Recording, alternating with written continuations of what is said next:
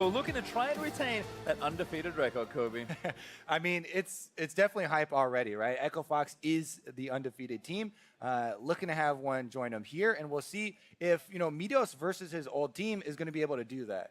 He's talked a lot about playing with those guys and knowing them pretty well. Well, we'll have to find out. And with that, we'll take a look at the starting lineup. First up, selecting blue side, it's Cloud9.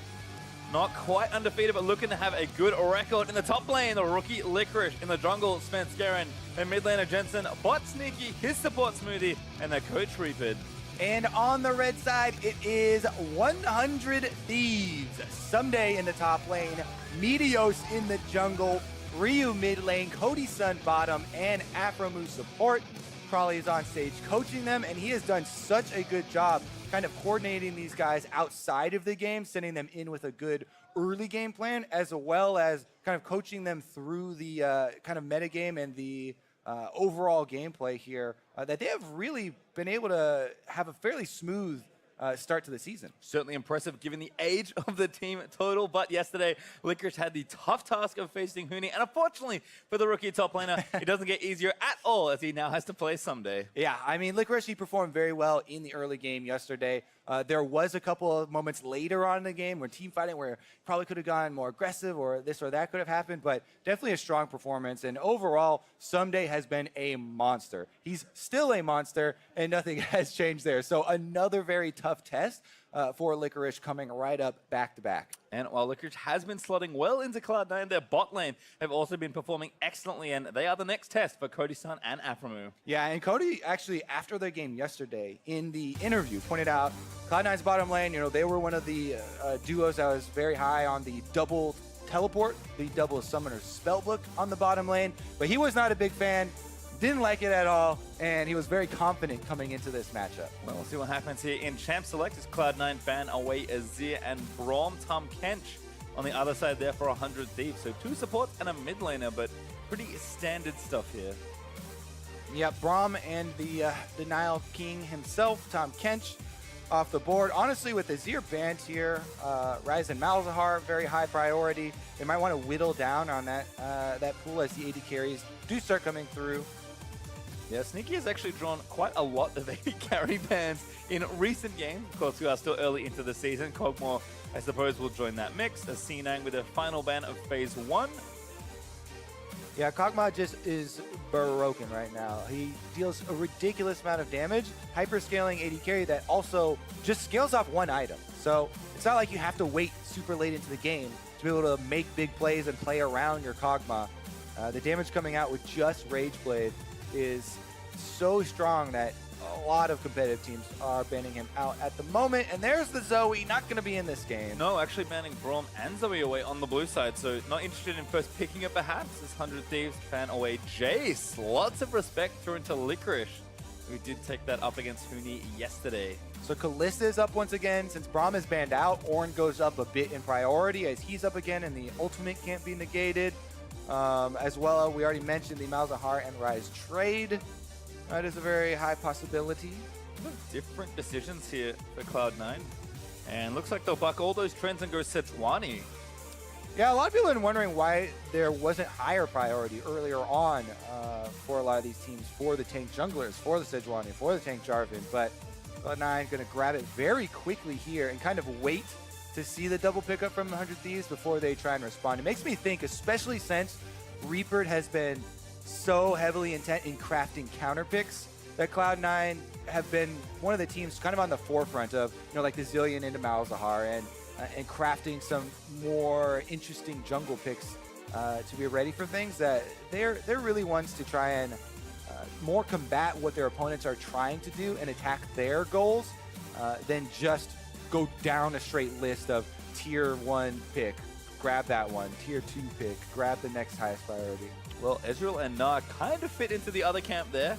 Very high priority champions overall. We'll give it Someday his Na, and of course Ezreal for Cody. Cloud9, I think part of the reason they did this with the set is there's quite a lot open. Feels like the first phase of bans had a lot of targeted bans in it. So it looks like that will be... Okay, we'll wait.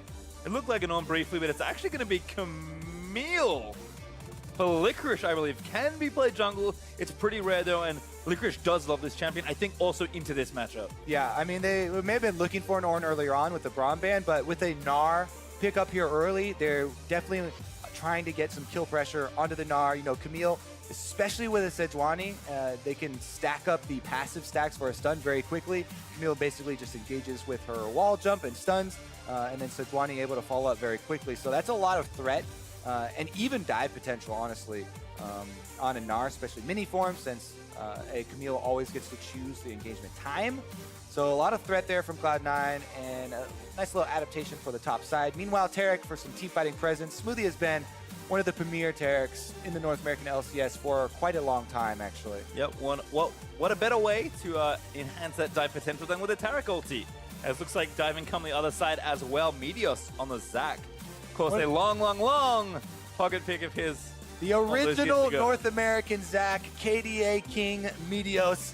I was wondering, I actually tweeted after last week to him, when is he going to pick the Zac back up after such popularity has really been throwing into this champion. Everybody's trying to get their hands on the crowd control, as we just saw Darduck play a very good Zac in their last game versus TSM.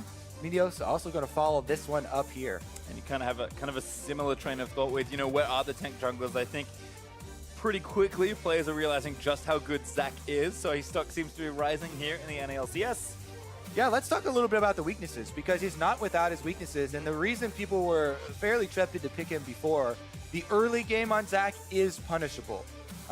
It's difficult to punish it on Sejuani. It can be done, but usually it would be a much more offensive pick, and a lot of junglers were, especially from solo queue, you're kind of conditioned against you know, punishing champions early like that. So Zac here in competitive gets through the early game a lot easier with people protecting and being able to farm up.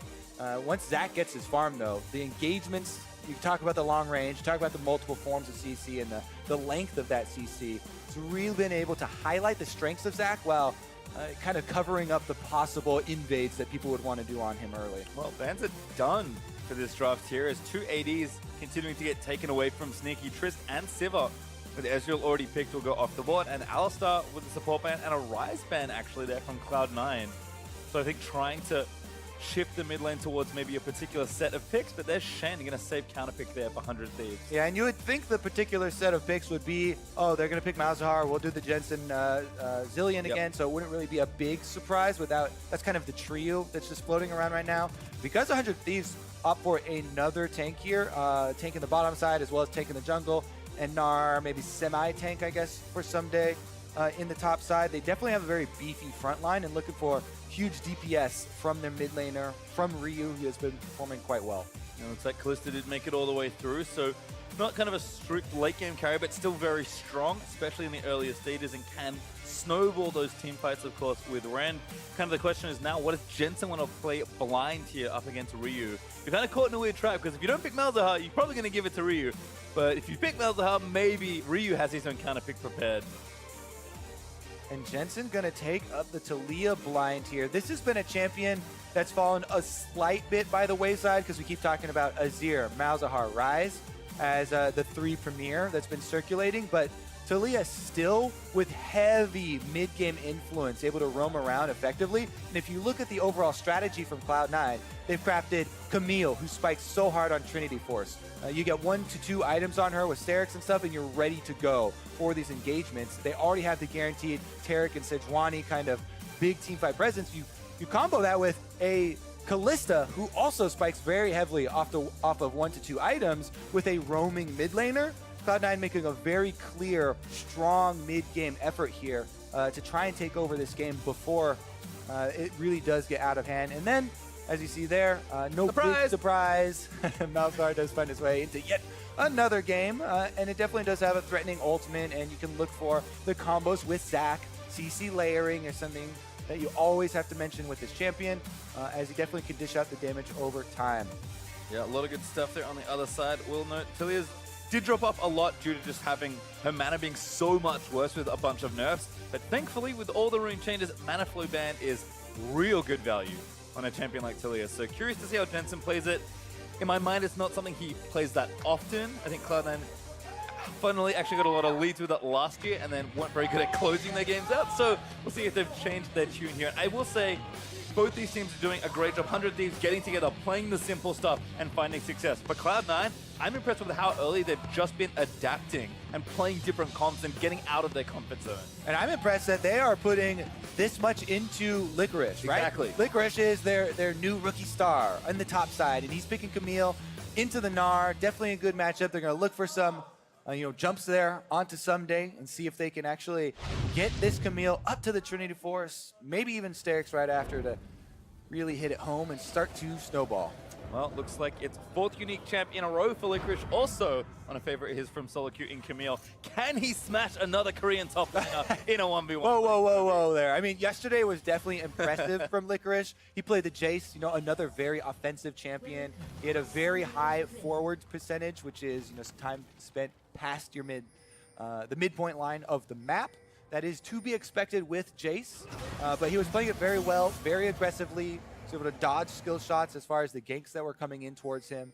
So definitely a lot of confidence here for the Cloud9 squad across the board, especially in their new members. Meanwhile, 100 Thieves, talk about confidence. These are a bunch of veterans, and they have shown it. Another one of the undefeated teams in the league looking to keep pace with Echo Fox, who got their victory earlier today. Well, again, everyone's spreading back out. Had a slight scuffle in the mid lane between Jensen and Ryu, and that has all settled. Cody and Afro just poking around. Svenskeren also on the fleet footwork Sejuani. Probably won't see that much of this as a thing moving forward, but certainly a powerful option you have. Well, yeah, I think on the PBE, maybe there were some Sejuani nerfs coming through, so she might get a little bit of a touch. But yeah, you can see fleet footwork for extra attack speed from precision, plus it does help a bit, the extra speed boost you get when you get your auto up to try and make sure you're able to land the second half of your W, as well as give a little bit of health for your clear. But a lot of people really liking Aftershock as well. Super strong option. Although, especially in competitive, you definitely want to have Zombie Ward if you can afford it. And Svenskeren has gone for that. You can see Domination second will almost always be signifying them going for the Zombie Ward, especially on 8.1 here, where Zombie Ward is the full duration, even starting out in the game. The Vision Snowball from that rune is just so insane for competitive. Here we go, though. Level 2 from Licorice goes for the stun. Someday sees it coming, as expected. Nice hop back there, and that is well played from both, actually. Yep, nice little trade of mechanics there in the top lane. Certainly a matchup they should both know fairly well. On the Zombie Ward front, you are correct in assuming Meteos also has it with his secondary rune choices. So certainly a lot of what we've been seeing as Jensen getting the push on early versus Ryu. And gets flicked back. Good damage there from Jensen. Ryu might be forced back. Could be an early swap to that TP here for the Malzahar. Very good exchange there from Jensen. And you can see in this matchup here with Talia, she wants to make use of the burst damage, but not the extended trades. Again, damage over time from Malzahar. So he goes for the W. As soon as he sees the W is going to land, just throws down the field and immediately runs away. So only the E can come out from Ryu. And he's able to win that trade.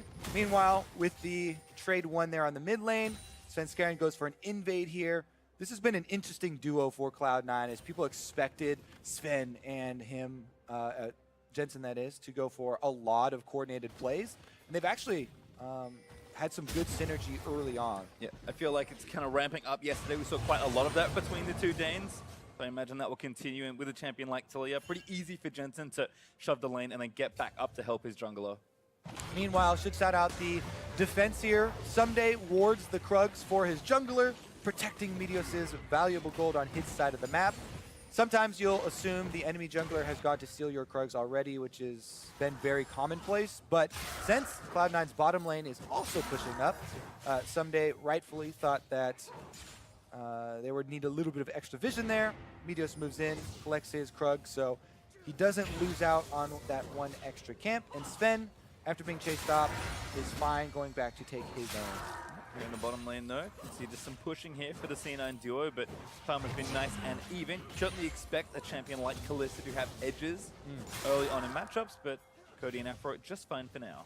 I really like the well-played Kalista Taric duos too, because Kalista's so mobile that she, even early on, works very well with the Taric stun and kind of re-coordinating the angle that you want to get with that to be able to land a good long Taric stun on somebody.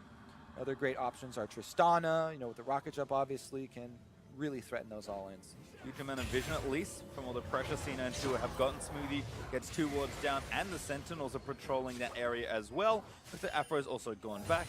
The Cody just going to have to play a little bit safer, but should see a recall from everyone here in the bot side in short order. You can tell Cloud9 are no stranger to Meteos' jungling. They know he hates above everything wards in his jungle, and especially on Zac, if your approach is warded, then it will be very difficult for you to pull off the long-range slingshots that everyone is always so scared of. So Cloud9 put a lot of effort into deep wards and deep counter jungling there. They first went topside, left a lot behind there, then bottom lane pushing up, also able to get that vision, and they track the Zac.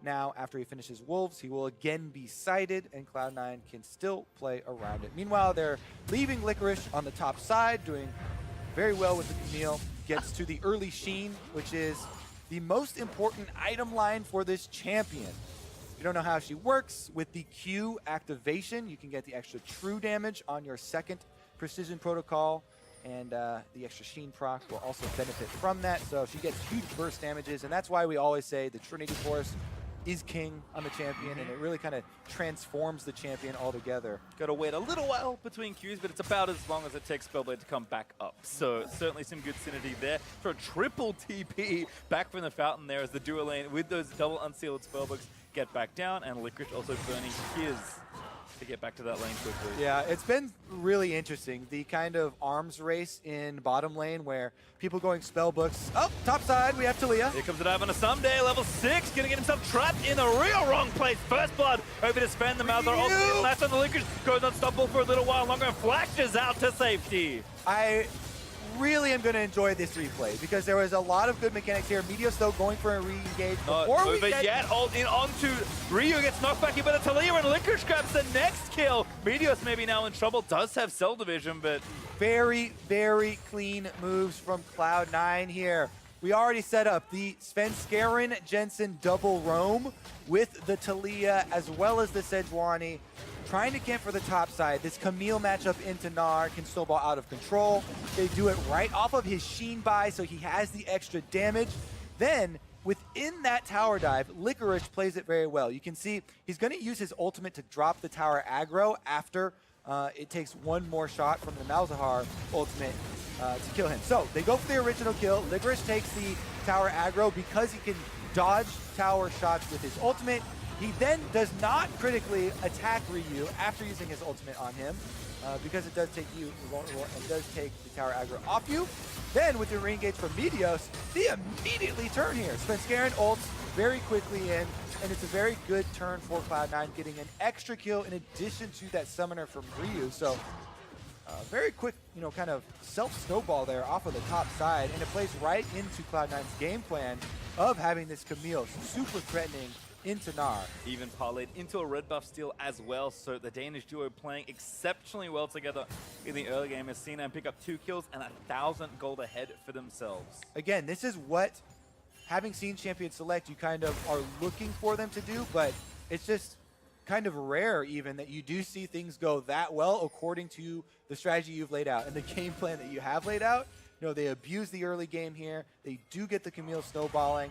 And look at the vision they even left behind. So Licorice is really set up well to kind of carry this game as the young guy on the squad and the one with a lot to prove.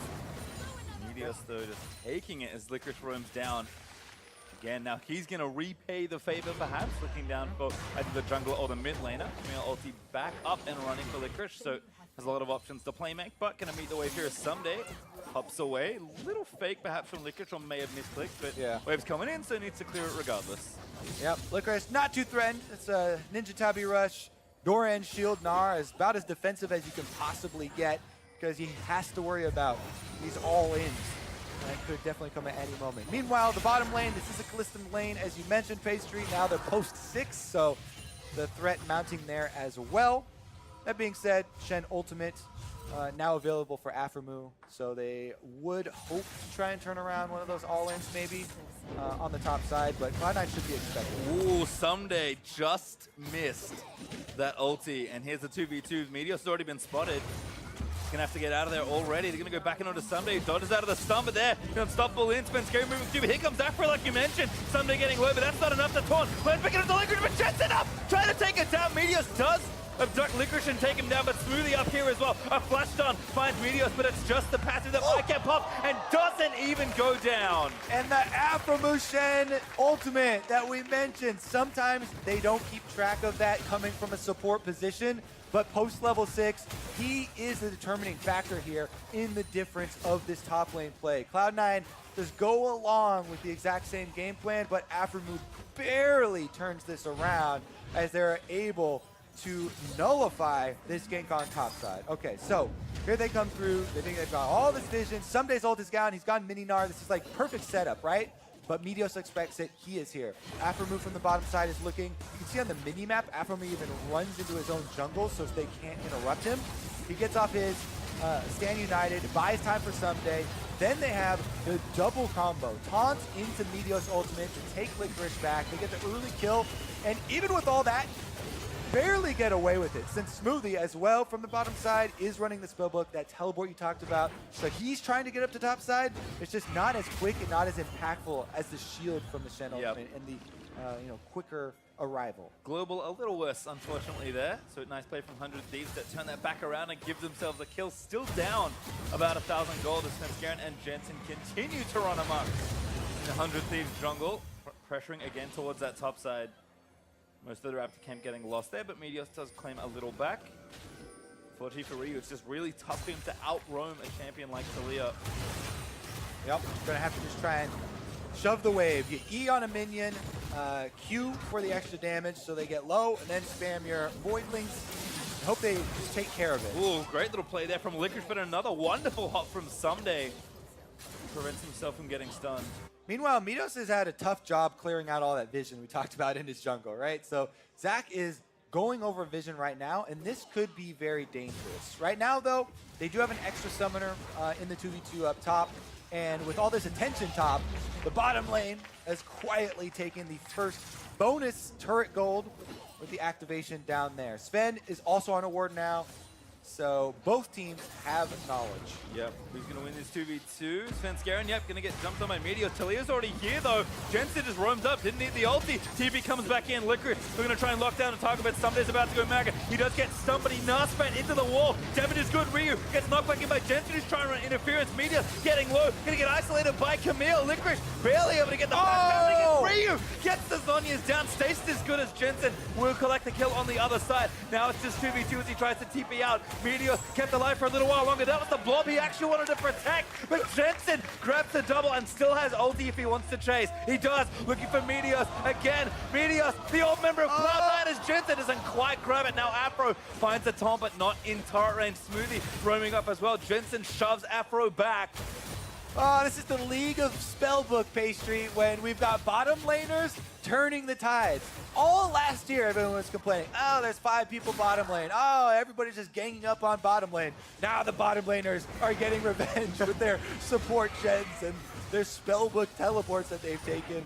Again, though, Ryu, you mentioned, it's hard for him to keep up with all these quick global plays. He tries here again with the teleport. The Cloud9 on the Talia. Jensen was already halfway up the river, and they're able to make it happen. So, Meteos starts it out on Svenskeren. They think they've got the edge here. Teleport comes in from Ryu across the side. Someday goes Mega, gets the stun. Then Meteos' ultimate is able to finish off that kill with the Malzahar damage, but Jensen has just annihilated Ryu during this time, and Licorice flashes for the execute, but Ryu, even though he had a well-timed stopwatch to deny the kill from Licorice, still has Jensen on his back. Yeah, denies the healing as well. Licorice might have lived, actually.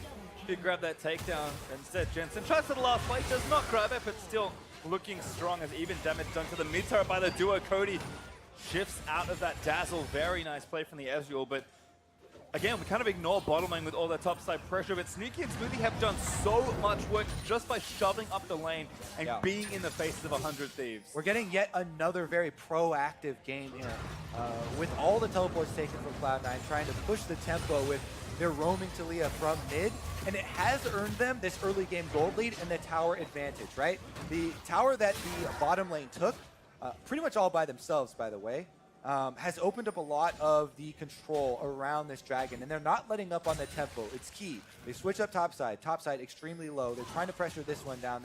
They want to completely open up this map to allow for this Camille Trinity Force now completed to split into Someday and continue to try and get that sideways control. And there's another turret again. 2v2 pressure enough in the top side to take down another outer turret. Thieves going to have to be a little careful. Svenskeren, though, going to get the jumped on by Meteos' slingshot. Goes unstoppable, abducts back into the team. Stun, no, flash out from Sven. Doesn't take the red buff. Somebody got it. I think it was Meteos. Yeah, I think Meteos was the one to land the second smite there. Sven also, actually, whatever. I think he already had one. He already had one. The sequence of events, unimportant, as Meteos is the one wearing it. Ryu now trying to defend mid, but it's 4 members of Cloud9 rotating down to the last outer turret standing. This is certainly important if they can take down this turret. Ryu needs to be careful, gets his spell shield knocked off by Jensen's Q. Sneaky lane shots in. Only one QSS on the side of C9. It belongs to Jensen, who rushed it. And we do have a rotating Licorice over here who's pushed the bottom wave and then was even threatening 5 members of Cloud9 around mid, but the more secure play would be to take the neutral objective. You have Callista Rend. It basically secures that you'll get the last hit on any of those neutrals by stacking up the spears. And it is kind of in dangerous territory for 100 Thieves to contest. Cloud9 can easily push both sideways to get themselves into a good spot and then kind of collapse onto that objective. You can see they've littered 4 control wards in this top side by the Rift Herald. So they can kind of take that objective at their leisure and use it to crack the last little line of defense here for 100 Thieves. Jensen also got blue up, so a soft reset of the map here for Cloud9 as Smoothie also takes a recall. Could be the same as his partner. Looks like a lot of gold actually for C9 to go and spend. So again, not needing to pressure too far. They already know how low the mid outer turret is, and actually do find enough time here with that Callista, like you mentioned, to take down the Rift Herald as well. So good passage of play overall from C9, recognizing their moments, recognizing when they have tempo, able to take down the Rift Herald and now go and spend their gold and try and push forward. Again, still up about 4,000 gold. Yep, next choice is now between the weakened mid turret as well as the Cloud Drake that is available. To really set up the Cloud Drake, they would probably want to check all their boxes and get deeper vision to avoid a Zac initiation into some crazy like Meganar combo or something. But they should have the freedom to be able to reset and replace a little bit of that vision in time. Since you can see already, Cody's son, the Ezreal, is top side for 100 Thieves, and he won't be able to join any sort of bottom lane power play. Again, well within reach here for 100 Thieves, despite the deficit they're currently sitting in. Really is the map disadvantage that's plaguing them the most. Of course, that leads to a gold lead, so C9 looking good, but Licorice just prepping things. Looks like maybe that Cloud Drake's up next, as Smoothie and Afro have a ward battle, actually. Not a whole lot of champion hitting happening. Sneaky though, back up to that top side. Jensen re-pushing after a bite. Has both Sork Shoes and the Haunting guys finished alongside the Morello and the QSS, so Cloud9, the storm is brewing around this next objective. It is brewing. I think we should take a look at the map from 100 Thieves' vision perspective, because they actually now have been able to build up some Fog of War, and that will allow a Meteos Zac initiation. Shen could go on his back or use his ult defensively on the Ezreal to try and get themselves an opening back into this game. Jensen again playing up towards Meteos, but doesn't quite get the flick back on the seismic shove for extra damage. 100 Thieves kind of knowing the obvious point of attack here. Sven holding the Eye of the Herald, so can get the Rift Tower going, but maybe a waste given how low that turret is. And the pings right now for Cloud9 are just to continue to take turrets. They don't care about dragons at all. They're shoving topside hard. As you said, they have the trump card of the Rift Herald to be able to spawn on the opposite side of the map. And with Sneaky and Smoothie completing that much pressure on the top side, they again can start the tempo for themselves. Side lanes pushing, you know, Licorice is also uncontested on the bottom side, then start to collapse for this big play. Yep, just so many avenues of attack. It's more about picking the right one as Meteos charging up. Looking for the dual lane, that's a good few to strike together, but Sneaky instantly is down. Whoa. Goes into the stasis, Tarragol burnt. Very safe play from C9. Yeah, that is a lot of defensive capabilities burned. 2 invulnerability. Going in, no Sven looking for it. Tara is probably the target, but they might try and find a fight flash out there from Aphromoo. As Meteos is low, gets popped into pieces. Divided. Oh, a good ult there. Actually onto Sneaky. Damage is good, but Sneaky, no, gets out of the way. Jensen able to find the snipe. The heal burn as Sneaky was ignited, but Licorice is left out to dry as a result, down to Aphromoo. Ooh, a little bit of an overstay from Cloud9 after so much was burned from them. They did chase down Meteos, though, so it is a 1-for-1 in the end. But a 1-for-1 is fairly good breathing room for 100 Thieves. They're happy to take that time to pick up both side waves that were set up so meticulously by Cloud9 in advance of the big play. I think 100 Thieves happy to get that little bit of a breather. Here's another look at the engagement where Meteos goes in, uses his ultimate back, and since you're unstoppable, the Taric Stun doesn't really matter there. But both invulnerabilities, it's a nice little looking combo. As you see, no threat of a Malzahar killing Sneaky there because they instantly use everything. But then they won't have it for a tower dive, and this tower dive looks a little bit rushed as they start it onto the Shen and the Zac, the front line here, and they do get Meteos' Zac passive, and you know they'll eventually get the kill, but now the Malzahar ultimate is still saved, and they force Sneaky out of the fight, which allows them to collapse onto Licorice and grab their counter kill, plus leash the dragon, Yeah. Cloud9. Someday I was like, if no one's going to take this, I want it. But it looks like that, unfortunately, will be stopped. Licorice missing Challenger Crab, who definitely juked out of the way of the Camille hookshot. And Rift Herald is hanging out in the bottom lane. Nowhere else good to really park it. Yeah, Licorice and his buddy here going to be marching right down that bottom side. They actually don't stop for Cloud Drake, and they want to go over to the Baron. Time this with the Rift Herald extra pressure that they're going to get from this. And this is only 21 minutes into the game, but this is a Taric team. And he'll be trying to spam the heals on the rest of the squad if he doesn't get picked off. Also, maybe just trying to find a fight here. Sven's ult is up and ready to go. Just looking at a juicy grouped up squad of Cloud9, but no rest of the members are here for 100 Thieves as Rio was trying to clear out the minions. Red buff awarded to Cloud9. No smite from Sven will delay a potential Baron play, but Jensen's into the pit. There's a ward right in the back, well placed by 100 Thieves. Athena, I think, just trying to bait their opponents into something here, but 100 Thieves are doing their research before face checking as C9 continue to pound on pressure. And again, remember the 2-item power spikes here. They're starting to come through. In addition, QSSs for Cloud9 on both carries now. Jensen in addition to Sneaky.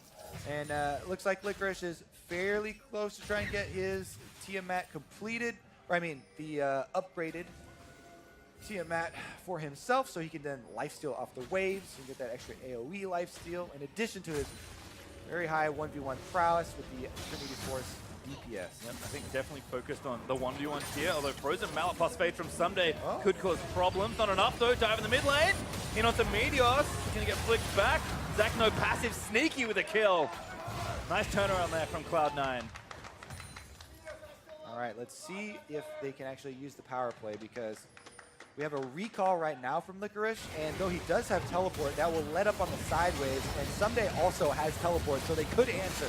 Jungler's dead, stop Baron seems to be the call here. TP in from Licorice, C9 committing resources to try and get this objective. It is a Callista, so they could try and burn it down, but it's at 3,000! Oh, Taric ultimately going to just try and take it down before anything else happens. Ryu gets suppressed. Oh! Multiple targets, Sven scaring out. Licorice does it onto Ryu, and that's going to take him down. The ulti follows. The Baron goes to Cloud9. Another death there landing onto Afro, and Someday tries to get a kill, but he cannot find it. What an insane wipe there from Cloud9. They take down the Baron. Smoothie flashes in with his invulnerability, so they get the Taric invulnerability on Malzahar damage from the ultimate, and then Licorice goes offensive to grab the kill there. So in addition to the huge Baron pickup, they also grab the kills. A very fabulous Baron here for C9, but watch how this one started. Meteos trying to find a pick onto Jensen. Right, this was how it all started. 100 Thieves taking an opportunity here that they saw for themselves, but again, they don't have complete vision. They don't even have that great of vision, right? Because they've been on the back foot. But that's why it's a 4v5 here, and why 100 Thieves want to force this fight. Because they know that if Baron gets low enough, it'll get rented. Smoothie there, flashed over, so that his part of the Taric ultimate would land on Svenskeren. It saves his life from the Malzahar damage. Meanwhile, Licorice goes in, 1v3 almost there to pick up the kill. Flashes away at the end, and the heals from Smoothie kept him upright as well. Cloud9 get out without a casualty and a couple of objectives on their backs. And finally, the Cloud rate goes down. 24.5 minutes in. Cloud9 collect their mascot, and C9 looking to push down this bot side with Baron up for two more minutes. But a very well-coordinated set of plays there with some creative Taric and Kalista usage. And we'll see what damage they can get done. 0 turrets still for 100 Thieves, so running out of room to play with. And that's trouble in under that turret. Cody's son forced to burn the stasis. And flashes out. Yeah, that's safety just enough there for Cody. He gets out from over everything. Jensen's like, yep, that doesn't work, and Ryu's now caught. Wall was up for a little while longer. Stun is massive, landing onto 2 Meteors. Tries to dive back in, but he ultis out to safety. Can't abduct anyone back into the team at Cloud9. Unrelenting in their pressure.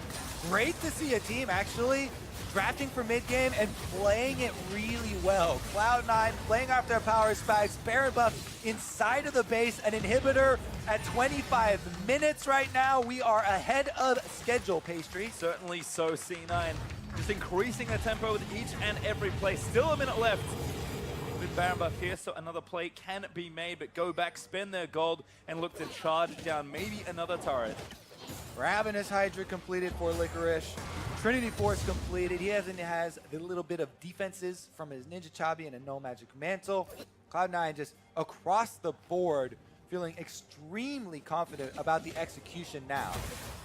Certainly so. Again, the push still comes. Looks like Jensen's even working on a death cap to give you an idea of how far ahead they're snowballing this game. Oh, found one. Oh, Meteors! Oh no, he got trapped in the arena. Meteors gonna get knocked back down, cell divided.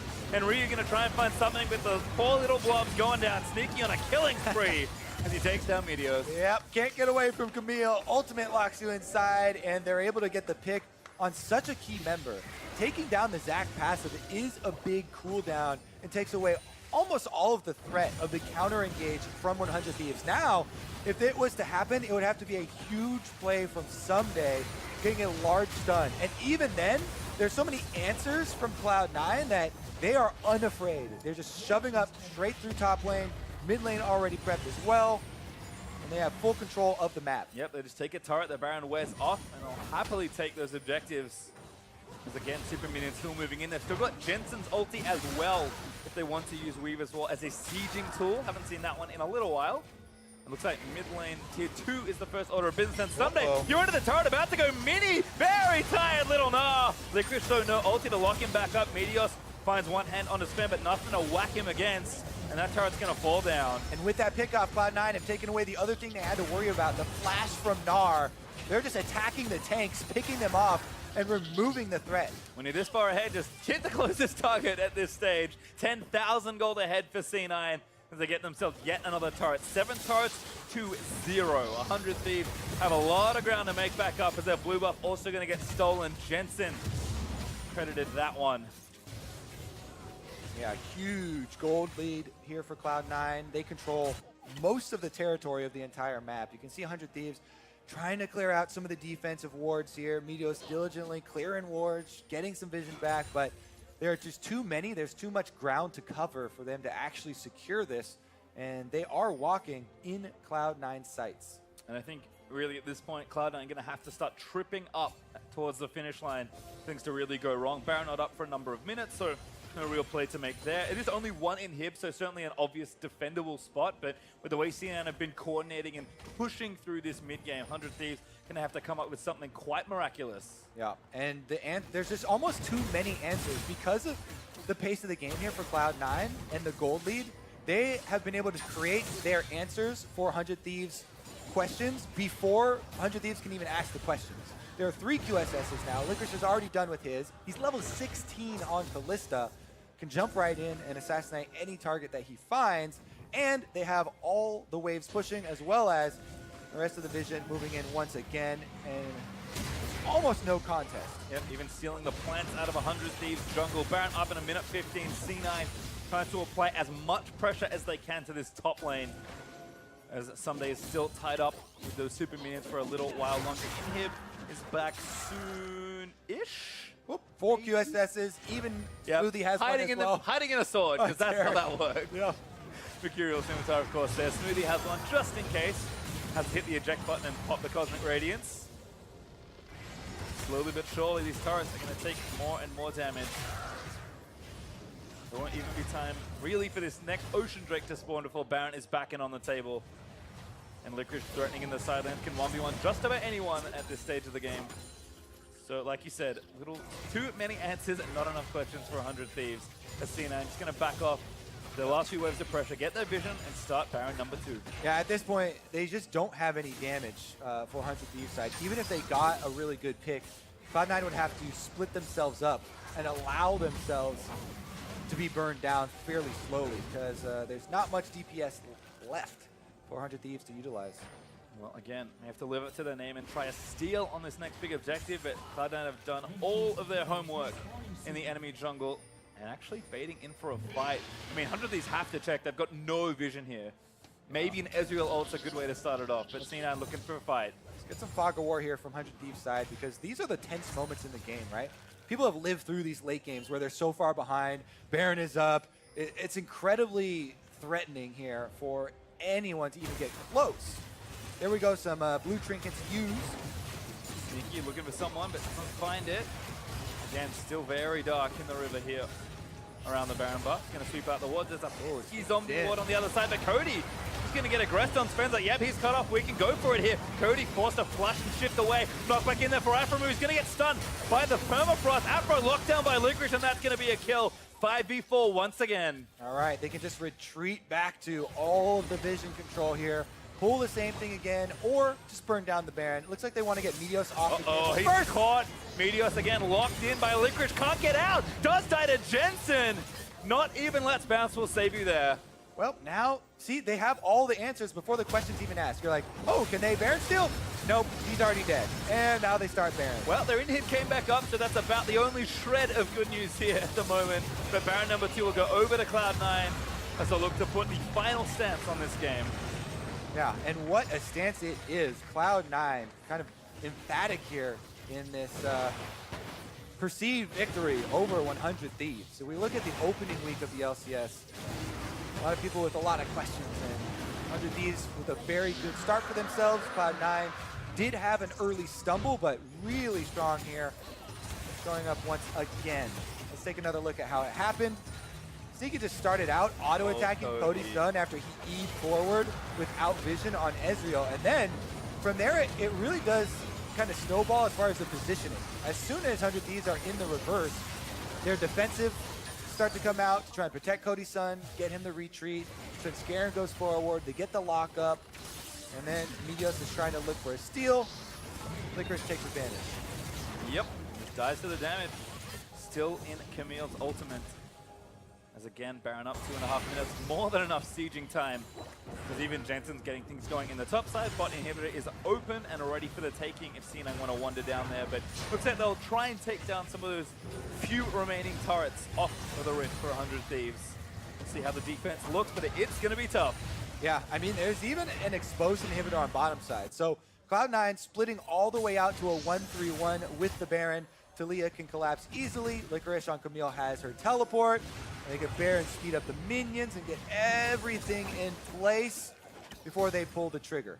Svenskern getting tickled by Sunday by the looks of things. Very tanky on the sedge. Playing without too much inhibition here. And again, the siege begins. Licorice forcing those Baron minions up. Sunday about to go mega as a little bit of damage trickles onto that mid turret. Smoothie getting low though. Ate a face full of visions there from Ryu. Yep, a lot of damage dealt out, and 100 Thieves buy themselves a little bit of time. Smoothie trying to heal himself back up, though. Shouldn't be too hard for the Taric. I don't quite... doesn't have a tier, so can't go full-on bravado with the Taric. He also doesn't have anything to auto-attack right now to try and get the cooldowns reduced. Sven, though, again, targeting the front line here is Meteos getting a little bit of a bump. Chest bump going between frontliners. Jensen's got things going as well, but 100 Thieves doing a nice job kind of catching these waves. CNO not quite syncing them all together, but Jensen is going to look for the cutoff play. Cody gets knocked back through. 2v5 on the wrong side of the wall. Afro with the Spirit's Referee trying to save the turret, I think. Yeah, Meteos actually threatening there with the Elastic Slingshot. Makes Cloud9 back off, and even with the exposed inhibitor on bottom side, good defense from 100 Thieves here. clearing out those minion waves, and Cloud9 unable to make that final step inside the 100 Thieves base. Might be upgraded to excellent if 100 Thieves can hold this position for the next 40 seconds. Smoothie still a little low. Licorice now the one to try and siege the top inhibitor turret. So this is the difference. They're going to try and push everyone else to the exposed inhib and have a Licorice be the one split pushing solely. And this is the last 25 seconds left of the Baron buff. Cloud9 now, finally, they go for the exposed inhib, just muscling their way in and will take it. Looks like 100 Thieves going to try and force something, but they're going to start the fight off first. Suppression down. To the only member without a QSS when Scarin goes down, but Sunday's transforms into Mega Knight and will live through the onslaught. C9 playing 4v5, but they do grab the inhib. It's the curse of the Sejuani. We've seen them, pretty much all of them, just building standard tank items versus Malzahar's, but being left as the only real vulnerable target for a Malzahar ultimate because of the lack of QSS. You either need to have a QSS or a Gargoyle Stoneplate at the very least to get the damage reduction during it on. And right there, you get to see the shredding abilities, and 100 Thieves, even though they lost their inhibitor, they kind of limited their losses with how much of an advantage Cloud9 had. To only lose one inhibitor and be able to come away with that kind of counter kill on a Sven Scarin before Taric Ultimate is able to land down is quite good news for them. Not quite enough there on the timing. And again, Sunday with a timely transform to get out. C9 not able to push their lead too much further, which, like you said, is great news for 100 Thieves. It's only great news in the context of the overall game. Yeah, the overall game's still looking great. Because the overall game here is still very much Cloud9 sided, and they could just walk right back out. Now they've got supers on bottom side. Licorice is actually escorting them right down the lane. And he will be able to join up with the rest of his team after he pushes those to the doorstep. Big objectives keep on coming as well. Elder Dragon up in under a minute 30. As 100 Thieves still trying to defend a much smaller Baron power play than the first one, but still sitting up more than 10,000 gold ahead as they try and sink these waves. Someday answering bot side right now as Sven hopes to pick off a straggler with Sejuani. Even a Night Star completed to augment his carries. So hasn't learned the QSS lesson just yet. Maybe thinks he doesn't need it. As another wall from Jensen's going to try and cut them off. Yeah, it doesn't do a lot, because that can get over it. Here's a big tower dive. Again, Sven Scarin tied up. The Taric ulti late there. Sven Scarin does go down to Cody, but they're going to try and take the turret. They will barely not break it. C9 needed one more breath of fresh air to get it down, but 100 Thieves defend again. I feel like Cloud9 could coordinate those better with earlier activations right when Sven goes in, have it calling down, because that is literally the only way 100 Thieves can defend this, is get that kill before the ultimate comes down, and they do it for a second time. We've seen already, if you give these defending teams enough one-off kills and enough one-off defenses, then you let them farm up until late game, and then it becomes much more even ground. I mean, even, the simpler level of that is just activate the Taric ulti and hit the turret. Yeah, exactly. It's not that, yeah, it's just not, do it early, all go in at the same time, and don't even it down. Don't even need Talia or Sejuani ult potentially, but 100 Thieves again exploiting some of those mistakes, doing a really nice job he could keeping the that game. turret. I mean, just get in there. Yeah, even without the minion taking off the extra armor. He's out of there. He's very out of there. He's worried. 100 Thieves collapsing. Licorice flash early. Afro not going to follow with a taunt, but that's a summoner pretty much given away. It will be the Elder Dragon. It was given away for the Elder Dragon as the rest of the team goes there. I mean, you could definitely argue that, with the power they have, they could have done the Elder Dragon anyway. But we'll say, since he was up there, and the defenses have been happening for 100 Thieves, that now, with the extra burn, is this going to be enough for Cloud9, taking the Baron afterwards to actually push inside the base? Yep. Or will 100 Thieves try and mount one of these fights into an Elder Dragon team that has vision control? I would suspect not, and they would take their chances inside the base, but it looks like they're coming out of the base for maybe a shot at it. This doesn't feel like the fight. 100 Thieves are all 5 strong here. Although Ryu can't join. Maybe Meteos just tries for a steal. Maybe. Bringing to ult him. Does go down. Nice rend there. The C9 player well. Cody barely misses the pickoff. But the seismic shove shifts correctly towards his red buff. And C9 back with the pressure. Double big buffs. As Meteos trying to get out of there. Carries one in, but now going to get locked down by the Camille. Licorice just ults him. They're going to try and take down the tank. Meteos Chunked down so fast, popped into pieces once more. That's going to be an easy kill for C9. 5v4 for 50 seconds, Kobe. Yeah, that's going to be it. They have Baron, they have Elder Dragon, they got the pick onto the front line, and now Cloud9 marching into the base. Well, going to see if they can do a little bit better this time. Licorice sieging the top side. C9 patiently just trying to crack all 3 inhibitor turrets. Licorice, just a puff, a fresh air, a breeze, a stiff breeze. All right, the minion's going to do it instead. They're the win that knocked down that inhibitor turret. We got to go back with their Baron buff to speed up the minion waves around mid lane, and now it has arrived. All right, and again, just pop the ulti early this time, spin straight in, taunted by Afro, but the turrets are going to fall. Inhib respawns, but I'm not sure that's going to be it as Ryu does get in a great double knocker back smoothly after the Fates call, and it's a rampage in the base of 100 Thieves. They'll move back. They're going to clear out inhibitor first before they can do the formalities and take down the Nexus, although should have enough time. We'll have to see. Meteor's back in the mix.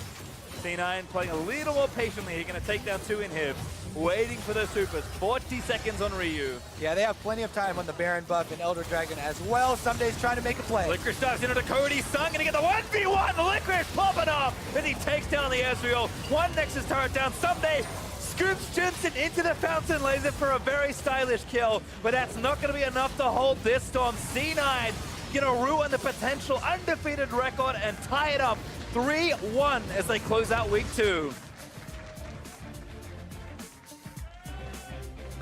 Definitely a well-crafted and well-executed early game and mid-game there from the Cloud9 squad. The early roam from Jensen and Svenskeren up the top side, getting Licorice going, and the repeated globals used to keep the snowball. Meanwhile, Sneaky and Smoothie on that Kalista Turret combo, they're the ones slowly doing this hard work, right? They're the ones that aren't on screen. They don't get everybody shouting their names, but they take the bottom turret, rotate up top side, take the top turret. They constantly have this big threat, and eventually Cloud9 finish it out. And they just continue to do it, which is probably the most impressive thing to me, given how defensive-oriented the bottom lane has been. I mean, they're still playing Relic Shield, Overheal, all of the same things, the fleet footwork that make these lanes quite stagnant, and somehow they are finding consistent wins. Impressive performances there from C9, and they're very happy to pick up this win week number 2 and round out their LCS start.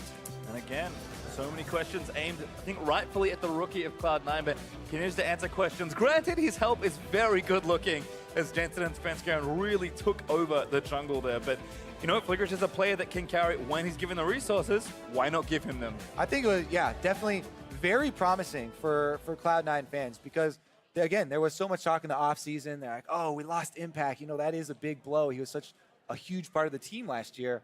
And Licorice, coming from Challenger, didn't have a lot of, you know, stuff to show, right?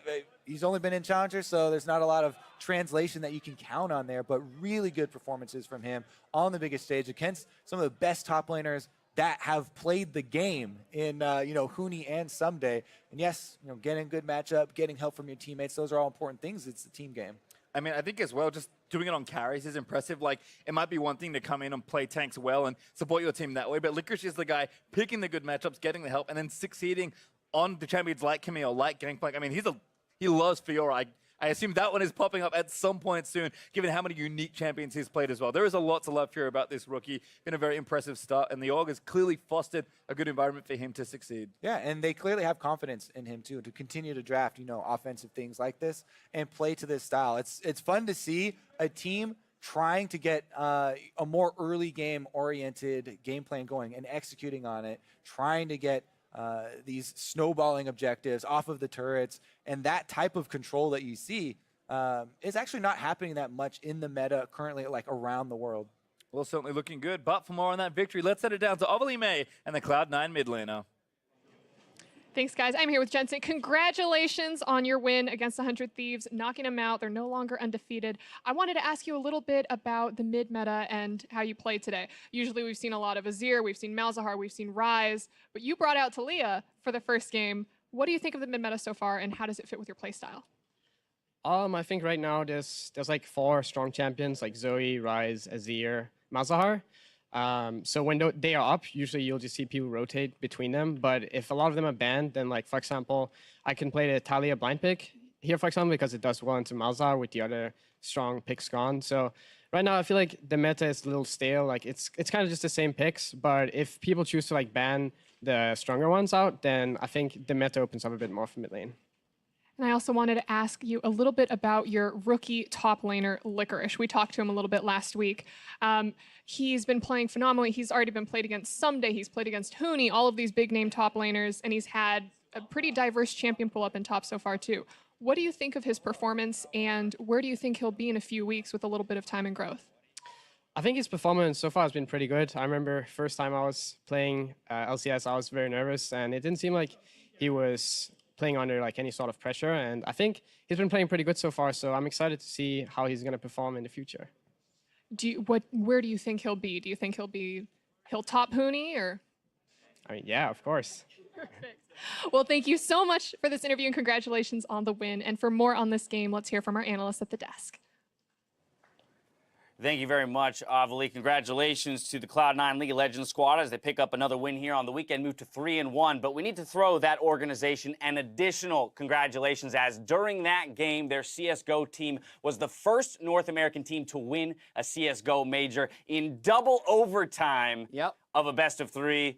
Pretty sweet. Don't give up, League of Legends fans. It can happen for us too. Maybe we can win a world. Year, dude. Franchising, got all these players in here. This is it. Let's build the hype right now for November. All right. Okay. But as we return to this game and the victory crafted by Cloud9's league team, I want to look at champion select. Pretty hardcore. We had the question there asked by Avli about that mid lane meta, but you can tell based on Jensen's answer and the history of Reaper as a coach that this is a very proficient squad when it comes to champion select. And I think that they absolutely dominated again here. They've won a lot of their games through their draft phase, and here you have two winning side lanes with a mid laner who wants to roam and influence those side lanes. They didn't end up going bottom quite as much, but they had that option. And then once you get into mid-game team fighting with a lead with this comp, it's very dive heavy. Taric enables a lot of people to go in, and it synergizes so well in itself, in the meta, and against the opponent here in 100 Thieves draft. It's a little bit of a god comp we were talking about beforehand. Camille is the most banned champion in the LPL. Sejuani is the highest pick ban champion in the LCK. Taric is the most picked support in NA. Kalista is the highest priority AD carry. And how did they get all these champions, right? When you then consider the fact that all the matchups are good, it fits the players, it fits the comp. This is, and I know I think it's one of the best drafts we've seen all year. Okay. As far as the team composition and the way everything works so well. All right, but you can draft the best comp in the world. You still have to play to that comp. You have to play to those conditions that you set out, right? Having those strong side lanes and playing to them with the mid laner. It's exactly what Cloud9 did. Yeah. I think that's what's impressive too, because so much of that pressure is put on to Licorice when they keep giving him these counter mashups that you actually need to, one, win them and play around them. So you see Jensen and him going up there early on, getting the first dive off. Licorice plays this well to survive, drops her dagger with the ultimate.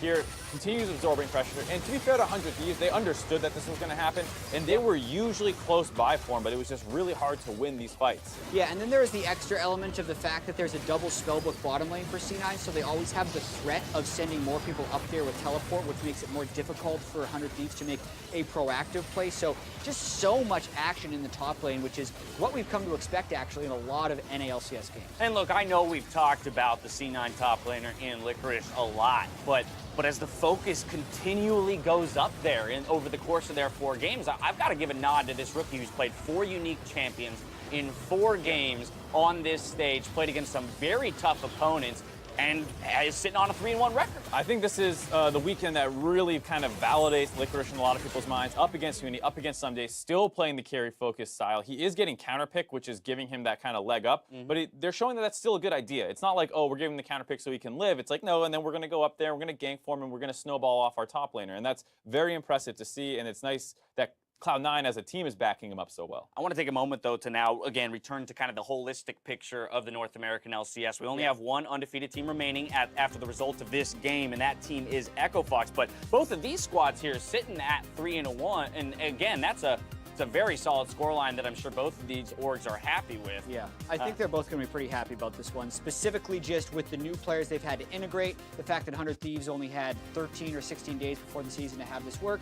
75% win rate after 2 weeks is great. 42 assists across the team for Cloud9. That number speaks volumes to me. As you compare that to the 16 on the flip side for the losing team, it just kind of, again, talks about, or rather supports this idea that C9 as a team are going places to look for those skirmishes and pick up those kills. And it's also nice for Reaper a little bit because it wasn't like a completely dominating victory with how far ahead they were. There were a couple failed dives. Sven's a little too far ahead of the team, or the Terex ult's a little late. There's still things to improve on, so it's like that kind of ideal win as a coach where you feel good about it, but you can still nitpick them a little bit. I mean, so 100 Thieves, they suffered their first loss here. I mean, what's our thought there? I'm not saying that this team deteriorates by any means. Strong players, lots of veteran status, so the mentality, I have to imagine, will remain strong. You got Prawley leading the charge, but they did just get their first punch to the face. How do you react? Every single one of those players has lost before. I think they're going to be totally fine with it. And I think they were a little bit out-comped in this one.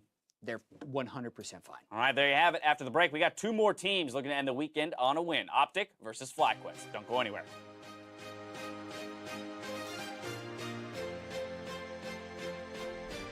Brain check. You have a brain today? Yeah. Today Right, you have a finger today? yes. you are not missing the WQ, right? No, I want. Hi.